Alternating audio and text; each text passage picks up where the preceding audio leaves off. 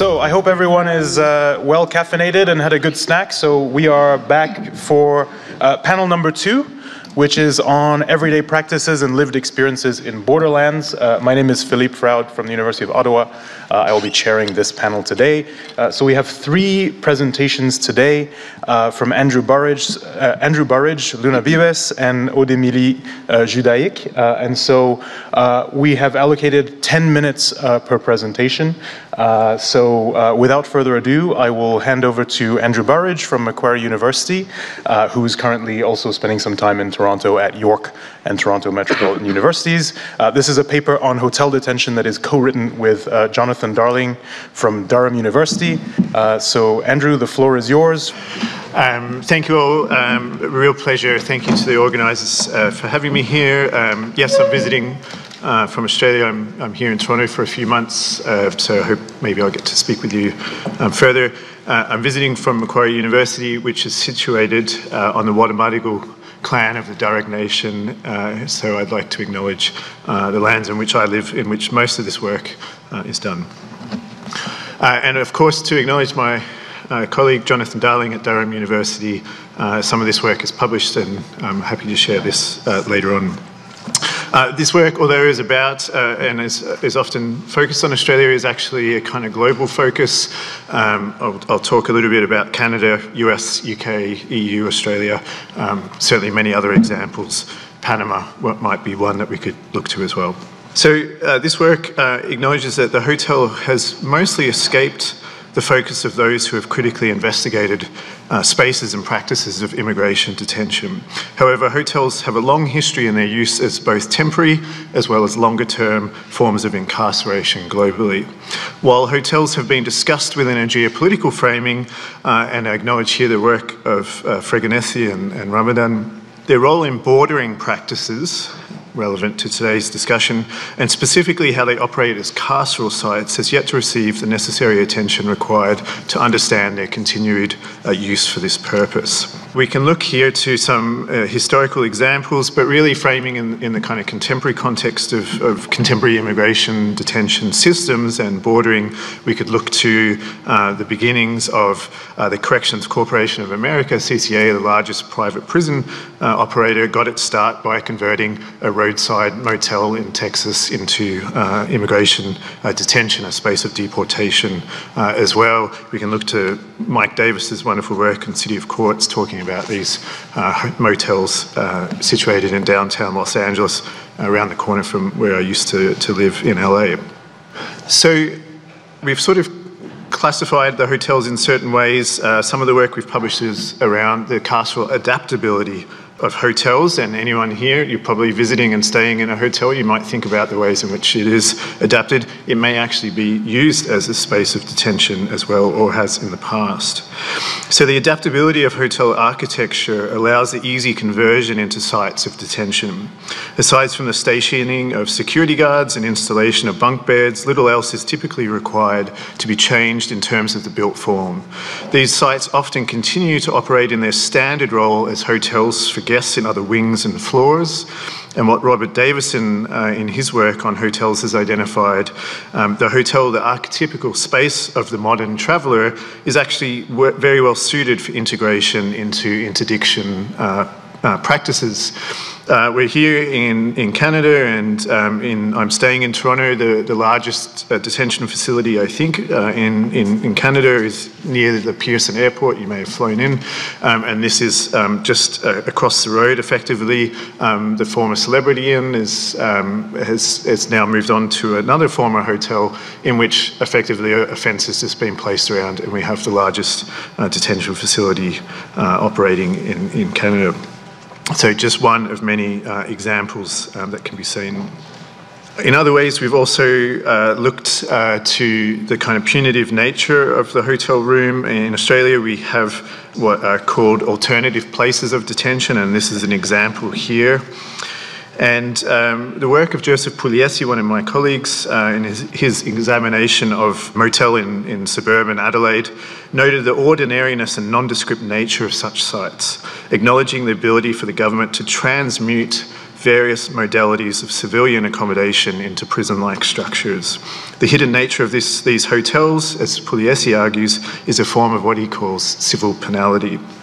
In considering the carceral adaptability and use of hotel space for detention, it is also necessary to draw a key distinction in the diversity and classification of these particular spaces across different countries. Examples of alternative places of detention in Australia, for example, demonstrate that hotels are employed as sites of administrative and demonstrably punitive detention. However, in other countries such as Ireland, the United Kingdom, Italy, so on and so forth, hotels are often co-opted for asylum seeker accommodation, and as such are not strictly closed sites of detention. Instead, they are regularly framed as spaces of hospitality. You can literally walk down the street. We could take the example of the Hotel Place du Puys, which is now, I noticed, changed, thank you. It's named to the Hyatt Place, Montreal. There's a bit of a trend about changing your name after you've done such things. But as work by Maxime Both, Meritxell Abian Almenara, and Karine Corpocher have noted in talking about the Place du Puys, these hotels provide a unique analytical focus to study how the differential dynamics of border control unfold in these novel spaces of confinement and all of the ways that they might be kind of enrolled into bordering and migration and asylum systems. I should just note we can also look to many examples, and unfortunately many worse examples recently in the UK since these, that have led to effectively pogroms in which hotels have been burnt to the ground, all kinds of racist attacks that have taken place in these accommodation sites which are not closed, so they're much more vulnerable to kinds of attack. We've also looked at what we frame a form of carceral urbanism, that seeks to demonstrate the carceral continuum of hotels, motels, apartments and other civil spaces, and we might look to Kenneth's fantastic work earlier to think about these connections as well. And these are typically situated within the urban fabric. You can be at the Place du Puys and you can walk past and not know that such a site might be a site of detention or so forth. Unlike other carceral trends in immigration control that seek remote locations, and here I draw on the work of Alison Mounts, for example, or thinking about Australia's use of offshore detention, the use of urban hotels for migrant detention and accommodation is both highly visible and tied to everyday circulations of the city. And the key example was during COVID, but it was actually unrelated to COVID. We could look to the Australian example in which men, mostly men, about 160 or so, who had been in offshore detention were held inside a hotel room for 2 years without any fresh air or sunlight and so forth in very mundane looking settings like this one. And so importantly, we should look also to the ways in which we can connect the hotel to other sites through their connection to sites of detention. They're not separate, and so often research has looked, or examinations or organising has looked to individual hotels or treated them as kind of completely distinct, when actually these are forms of, or part of a wider detention and carceral landscape. So often those detained within hotels will find themselves being moved into detention through deportation measures and so forth. So the hotel is not an island in a sense as well. And thank you. I'm very aware, I refuse usually to place images of people looking sad or detained or, you know, that kind of victimization. This instead is actually an acknowledgement here. This is Fahad Bandesh, who was detained in one of these hotels, having already been detained for 7 years offshore. And to acknowledge that much of the resistance that has happened, although there has been not just right-wing protests, but refugee advocacy and support in Australia. There were protests to release these men in particular once awareness happened. But most of the organising that led to their eventual release was through these men inside, organising, resisting what was happening to them and fighting even when they were being sort of disappeared into detention systems as well. We've done some work to try and effectively countermap sites of hotel detention in the Australian context, at least, recognising that we don't actually know where these sites are.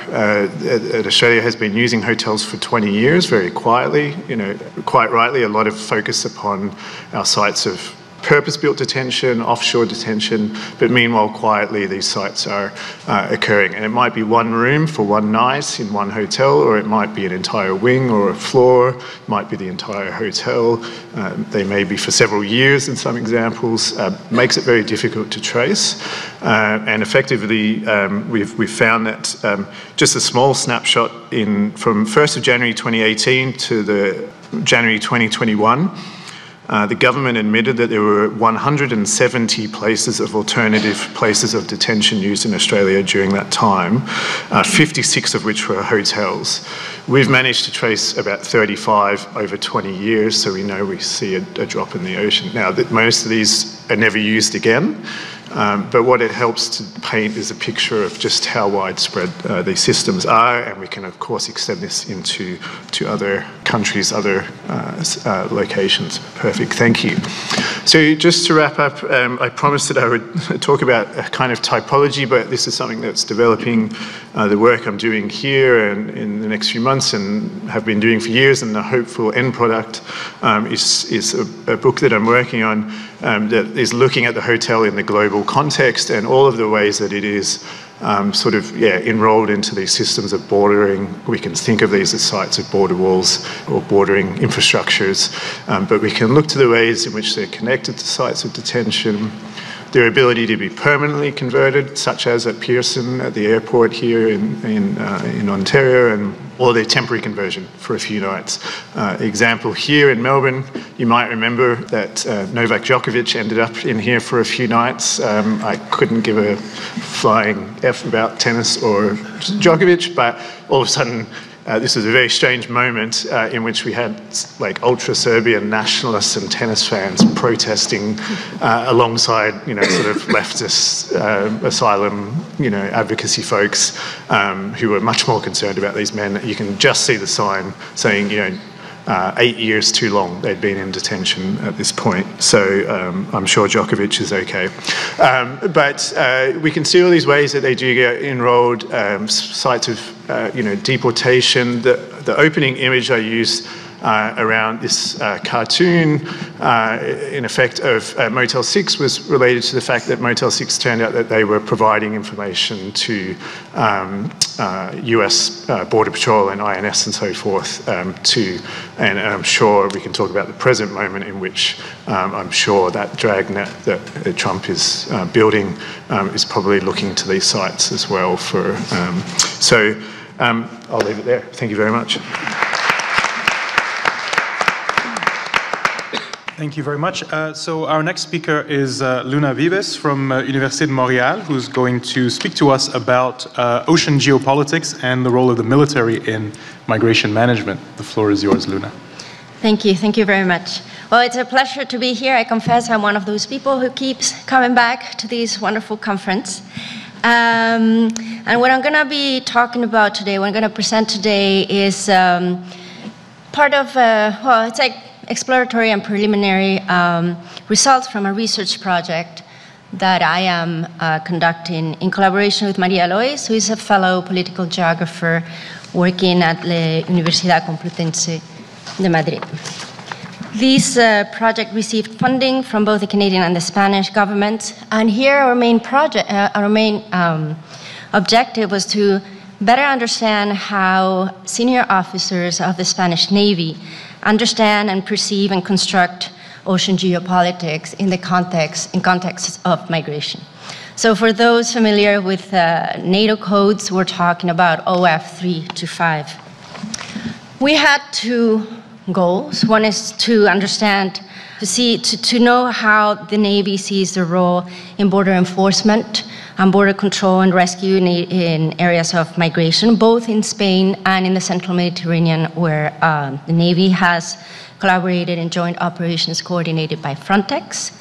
And second, we wanted to have a clear sense of the vision of ocean geopolitics, particularly in regards to the location of the border at sea in these areas. And this is a question that I will address today. And in the interviews that we did, the question was, quote, based on your professional experience as a senior member of the Spanish Navy, where would you locate the border at sea? To answer these questions so far, we have conducted 9 semi-structured interviews with members of the Spanish Navy who have coordinated or participated in operations at sea. And we were interested in this group because, as you may know, we often talk about the military, but we rarely talk with the military, especially with senior ranking officers, among other things, because this group is extremely hard to access. But the Navy officers that we approached accepted to participate in this project because they felt that their voices and their perspective were often either misrepresented or altogether ignored in the media and in scientific analysis. So in this sense, I want to warn you that at this stage, we're not necessarily engaging in critically with the discourse that they shared with us, but just taking the first steps to understanding it. This doesn't mean it's an endorsement. It's just like we're not quite there yet. So we are both political geographers, Maria and I, and one of the crucial questions we're interested in is how are sea borders different from land borders?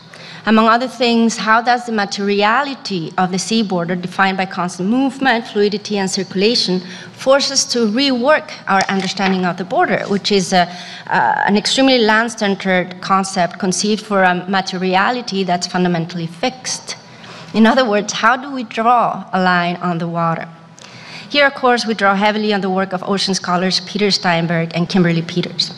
And one of the very important contributions these and other geographers, such as Rhys Jones, have made to the discussion of sea borders is to document how land-based forms of enclosure and appropriation have, over the last half-century or so, been imposed onto the world's oceans. The most important of these parceling and distribution efforts is, of course, the United Nations Convention of the Law of the Sea. The UN clause divided the seas in areas where sovereignty, jurisdiction, and ownership wane as distance from the coast increases. And at sea, these zones of sovereignty, jurisdiction, and ownership coexist and overlap with country search and rescue regions, which are the zones where they have committed to providing universal life-saving search and rescue services. And these services, according to the convention, the Search and Rescue Convention, cannot discriminate among those whose lives are at risk at sea based on national origin, administrative status, or skin color. In fact, as you see in the map, the vast majority of search and rescue regions, here you see the Spanish search and rescue region, are in international waters. So domestic legislation is actually irrelevant. International conventions aside, we know that there is a conflict, in fact, a growing conflict between countries' expanding ambitions to claim ownership and control over larger sections of the ocean and their reluctance, to provide rescue services to people on the move, who are seen, as Polly Pallister-Wilkins has put it, both as being at risk and therefore in need of saving, and a risk to national security and therefore must be kept out by all means necessary. What's interesting is that in other contexts, particularly in Europe, the Navy is supposed to provide both services, human safety, that is rescue, and national security, that is defense and border enforcement. But this is not the case in Spain. In Spain, the Navy is in charge of national security, and a different agency currently hosted within the Ministry of Transportation is in charge of human safety. This means that, unlike most navies elsewhere, in particular in Europe, the Spanish Navy is not caught in this conflict between protecting life at sea and protecting the nation, at least while they're in Spain. We think this separation of tasks fundamentally alters the relationship they have with issues of border enforcement and migration. Anyways, I said that we were going to talk about where they see the border at sea. So when we asked senior Navy officers this question, participants tended to start with the official definition of the border, which can be 12 nautical miles for the territorial waters, 24 for the contiguous zone, 200 for the exclusive economic zone. And then a few of them stopped and said, but you know what, unlike on land, we could actually say there's no physical border at sea. Also, since our interviews were focused on migration and search and rescue, participants often noted that these delimitations were irrelevant not just because rescue obligations imposed by both the United Nations Convention on the Law of the Sea and the Search and Rescue Convention explicitly say so, but because they told us it is a duty to rescue first when you're at sea and ask questions later. But participants quickly moved on to less convention-based definitions of the border, and the issue of the civilizational border emerged quickly. Here they talked about the limit of Europe, where the border was located not necessarily at sea, but wherever Europe ended. One participant mentioned the Sahel, also Libya after Gaddafi, and another one reflected that actually migrants carried the border on their bodies, that their bodies themselves were the mark of the other. These are senior military officers. Other participants who were involved in intelligence analysis and strategic preparedness offered the definition of the border that was at once spatial and temporal. In order to ensure national security, they said, we need to see the border in 3 stages: the space and the time before the migrant crosses the border, and where the focus should be on prevention; the space and the time of the border, where the tension between human and national security was most tangible; and the space and the time where the crossing, once the crossing had happened, where in order to protect national security, the priority should be to integrate the other into the national body. And as I said, this is all exploratory and preliminary, but we feel pretty confident offering 3 preliminary conclusions regarding where the Spanish Navy locates the border at sea in areas of migration. The first conclusion is that migration has been and remains one of the key factors driving the profound transformation of ocean geopolitics, particularly in the context of the European Union. The second conclusion is that ocean materiality, matters. The fixed boundaries of sovereignty, jurisdiction, and ownership defined by the UN clause are useful, limitedly, but fundamentally unsatisfactory at sea, which is defined by movement and circulation. Third, we believe that the lack of rescue responsibilities for the Spanish Navy is fundamental in the definition of the maritime border that participants have shared with us. The fact that, unlike other navies in Europe, they don't have to choose between enforcing the border or saving lives, because they don't do rescue, means that they are in a much more comfortable position, and they have more perspective than perhaps other navies that they come into contact with when they participate in joint operations elsewhere along the European Union's maritime borders. We will continue to explore these and other issues. We welcome your comments, and well, thank you very much for your attention. Thank you very much. And now, last but not least, we have Aude-Emilie Judaïque from Radio France in Paris, who will speak to us about Native Americans along the US-Mexico border and some personal reflections on doing research in those communities. Hello, everyone. I'm honored to be here to share with you this talk titled Inter- and Intra-Community Boundaries, a testimony on the 8+ layers of division among indigenous peoples of California. This contribution is inspired by anthropologist Christina Leza's book, Divided Peoples, released in 2019, and it's based on my personal experience as a mixed-race woman with French-Caribbean ancestors, but also as an artist who has a background in sociology and mainly works as a radio journalist. And as I'm trying to understand the relationship that Native Americans in California have with borders, whether they are national or regional, physical or mental. So to make a long story short, you have to know that during the last 3 years, I've traveled to meet with indigenous peoples living in the San Francisco Bay Area, with tribes separated by the US-Mexico security fence, and also with communities residing along the Colorado River, which partly serves as the boundary between Mexico and the US, but also as a state border between California, Arizona, and Nevada. Through interviews and participant observation, I studied the impact of borders on these native populations, but also explored conflicts and challenges within the Native peoples community despite shared experiences and struggles. This is from Christine Oliza. And eventually, what happened to me in the field is what anthropologist Didier Fassin calls the ethnographic ordeal, a moment when you, the outsider, are confronted with resistance, indifference, and even silence. I experienced this firsthand. I will tell you why.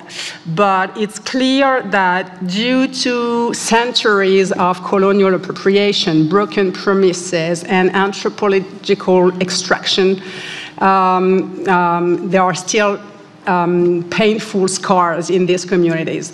And even today, so many non-indigenous scholars, artists or even journalists still come into native spaces to tell stories, to capture knowledge or represent communities, often without building real trust. And as Paloma Flores from the American Indian Cultural District in San Francisco once told me, the road to hell is paved with good intentions.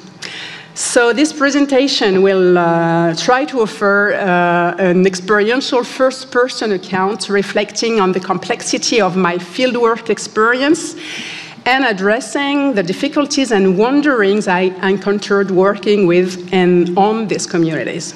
I hope this presentation is not going to be too long, but I'm sure you understand that how important it is to explain my background and the reason why I'm working and I'm struggling to work with and on Indigenous peoples. So for you to know, I'm a nonfiction storyteller who has always wanted to tell what is never heard and to give a voice to those who are always forgotten and silenced. And who knows why, I've always felt a strong connection to Indigenous cultures and wisdoms. And when I was a child, I completely identified with Native Americans and even dreamed of wearing long braids. Missed that one. But in the early 2000s, I was accepted in a PhD program in anthropology, both at McGill and Concordia universities, to study the relationship that Canadian First Nations have with food. Well, eventually I couldn't move to Canada, but I obtained a research master's degree in sociology at Sciences Po Paris, after a magister in communication at CELSA Paris-Sorbonne.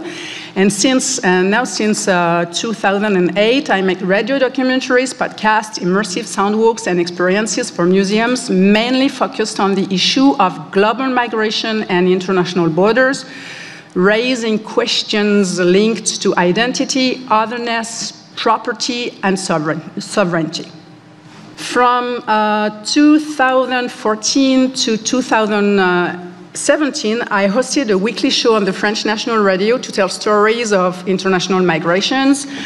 The same year, Donald Trump, recently elected president for the first time in the US, was loudly proclaiming his intention to build that wall. So I decided to make two documentaries to better understand what was happening at the US-Mexico border. One was dealing with Chicanos, those Mexicans who became Americans against their will in 1848 when Mexico lost the war against the United States. And they still keep insisting that in this country they never crossed the border, they have been crossed by the border. And the second documentary traces the journey of a migrant who's left South America to live the American dream, but whose body was found dead in the Sonoran Desert. Finally, I was asked to give a TEDx talk on borders. In this video, I explain that as a mixed-race person, I feel like I inhabit the border, that it literally runs through me and holds me upright. And I put forward the idea, inspired by Chicano artists, that we can transform our representations of borders in order to see them not only as lines of division or separation, but also as hyphens between people. And since then, I've developed several projects aiming to deconstruct and reconstruct the concept of borders, documentaries, exhibitions, or immersive experiences that all try to make a change so that borders become places of encounter, of exchanges, of dialogue. I'm now working on an exhibition and a TV documentary on the history of international borders, told from a decolonial and indigenous perspective. And that's the reason why between 2022 and 2024, I was invited for research residencies at Villa Albertine, San Francisco, to explore 3 minutes left. Really? That's not possible. To explore how indigenous communities in California relate to the idea of borders. And that's the moment when I got in trouble. I'm gonna go very fast on this. Just for you to know that I've been able to go to the US-Mexico boundary and to make podcast series on the rise of border art and the border on the US-Mexico boundary. But I was very disappointed because I really wanted to meet with indigenous peoples, and it couldn't be possible. I realized that the French embassy, the French consulate, had absolutely no contact in the indigenous community in California. And so I discovered the depth of the invisible border that still persists today between indigenous and non-indigenous peoples, and how segregated is the American society still. That's the reason why I came back once, twice, 3 times in California to keep working in this subject. I must say that I eventually faced the violence of the impossible encounter of the refusal to communicate. I'm going to go very fast. These are the podcasts I've been working on. This is the book I was talking about. Okay, so in this book, Christina Leza is explaining the different division between indigenous people and non-indigenous people, but also within the indigenous communities. There are many, many layers of divisions between people living in cities or in reservations, living in countryside, between elders and youngers, between people living up north in the US, coming from the same tribe but living up north in the US, or in Latin America or in Mexico. The difference between so many 8 layers. There are a lot of divisions. For you to know, what is interesting is that Christina Leza worked with the Alianza, the Indigenous Alliance Without Borders, whose slogan is "We are one family," and trying to unite different tribes struggling the same issues. And I've been working mainly, I wanted to share with you this experience at the Crete Reservation, which is pretty specific because it reunites 4 different tribes, Mojave people, Chumawi people, and who were living on the Colorado River region since memorial times, but also Navajo and Hopi peoples who came later, and for the last 160 years, they've been struggling all together, showing that it's possible to be united, to struggle together, to face the question of rights on the Colorado River waters, or issues with the government in general, let's say, to go fast. So for me, it's been very inspiring to see how they work together. And the last thing, as I wanted to talk to you about the Two Spirits people. I met them in San Francisco mainly. This is a Two-Spirit powwow. I don't know if you are familiar with this notion of Two-Spirit. It means it's traditionally in indigenous people communities. They are fluid. They have fluid identities between women and men, and they usually are spiritual leaders, and being navigating those genders don't mean that they are homosexual or even transsexual. It just means that they can easily they can facilitate communication and relationship between women and men in the community. And for me, they are very inspiring because they are showing that borders can be broken down, and that the men, how can I say that? The men borders I've been facing, which are the gender, the gender boundary, but also the spiritual, philosophical boundary can be erased. But just one last sentence. I just want you to know that I came back with more questions than answers, and I would be very happy to talk with you and scholars working on indigenous peoples in the U.S. and in Canada also, to have your inputs, your learnings, and your learnings on your own fields. Thank you.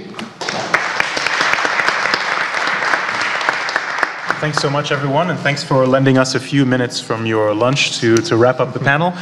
So please join me in warmly thanking our panelists.